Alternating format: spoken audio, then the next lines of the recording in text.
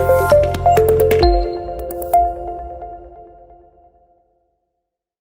Everyone, welcome to Java course on code mode. आज की इस क्लास में हम एक ऐसा फंक्शन पढ़ने वाले हैं जो हमें अपनी स्ट्रिंग का एक सब स्ट्रिंग ला के देता है।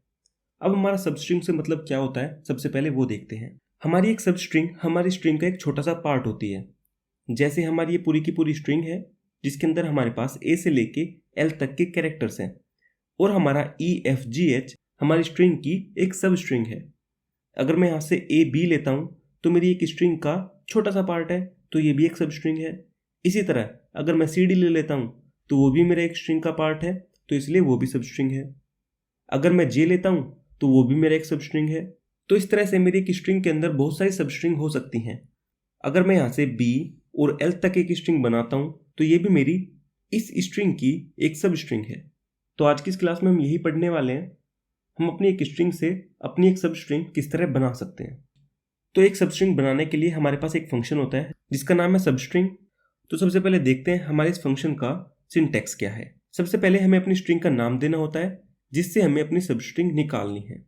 उसके बाद हमें कोष्ठ लगाने हैं और अपना एक स्टार्टिंग इंडेक्स देना होता है और उसके बाद अपना एंड इंडेक्स देना होता है।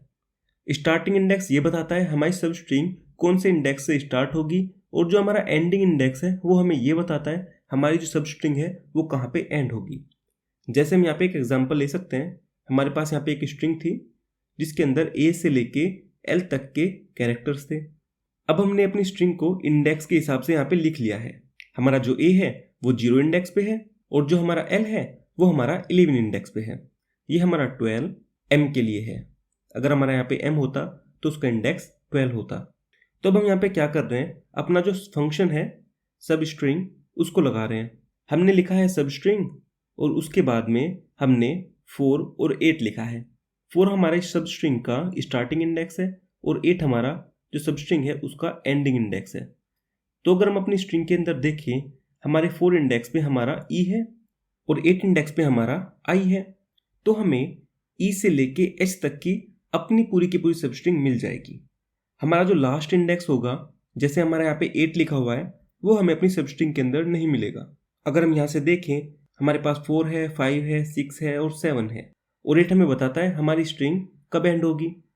तो हमारी स्ट्रिंग 8 से पहले एंड हो जाएगी और हमारी स्ट्रिंग के अंदर 7 इंडेक्स तक हमारे सारे के सारे एलिमेंट्स आएंगे। अब इसके बाद हमारे पास एक और ऑप्शन है जिससे हम अपने सब स्ट्रिंग फंक्शन का उपयोग कर सकते हैं, तो उसको भी देख लेते हैं। तो जो हमारा एंडिंग इंडेक्स होता है वो हमारा एक ऑप्शनल है। हम उसको लिखना चाहते हैं तो हम लिख सकते हैं, अदरवाइज हम उसको स्किप भी कर सकते हैं। बट अगर हम उसको नहीं लिखते हैं तो क्या होगा वो देखते हैं। अगर हमारी स्ट्रिंग का नाम है str और उसके अंदर हमारे पास ए से लेके जी तक के कैरेक्टर्स हैं, तो हम लिख रहे हैं str डॉट सब स्ट्रिंग और फिर उसके अंदर 1 दे रहे हैं। 1 हमारी सब स्ट्रिंग का स्टार्टिंग इंडेक्स है, तो हमें 1 से लेके लास्ट तक हमारी जितनी स्ट्रिंग होगी वो पूरी की पूरी मिल जाएगी। अगर हम उसके अंदर 3 देते हैं तो 3 इंडेक्स से हमारी जो लास्ट तक स्ट्रिंग होगी वो हमें मिल जाएगी। अगर मैं उसके अंदर 6 दे देता हूँ तो 6 इंडेक्स से लास्ट तक जितनी भी मेरी स्ट्रिंग होगी मेरे को वो सब स्ट्रिंग के रूप में मिल जाएगी। तो अगर हम अपना एंडिंग इंडेक्स नहीं देते हैं तो हमें वो लास्ट तक की जितनी भी स्ट्रिंग है उसको सब स्ट्रिंग बना के दे देता है। तो हम इसको बिना इंडेक्स के भी यूज़ कर सकते हैं।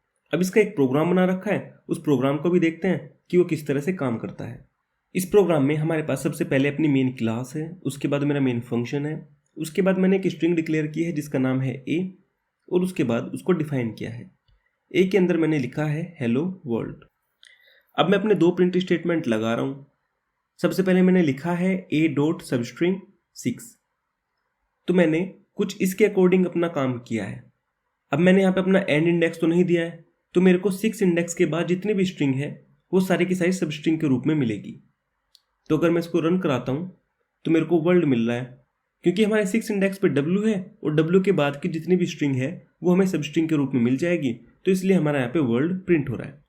बट अगर मैं उसके अंदर एंड इंडेक्स भी दे देता हूँ तब देखते हैं हमारा किस तरह काम होगा। अब मैंने स्टार्टिंग इंडेक्स दिया है 1 और मैंने एंड इंडेक्स 4 दिया है।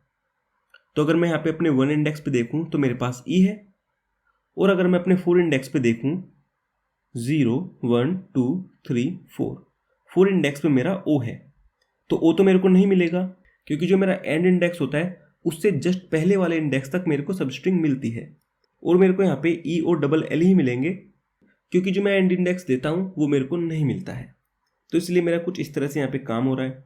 अगर मैं यहाँ पे 4 को हटा देता हूँ तो मेरे को पूरी की पूरी स्ट्रिंग मिल जाएगी 1 इंडेक्स के बाद। तो मेरे को ELLO वर्ल्ड मिल रहा है।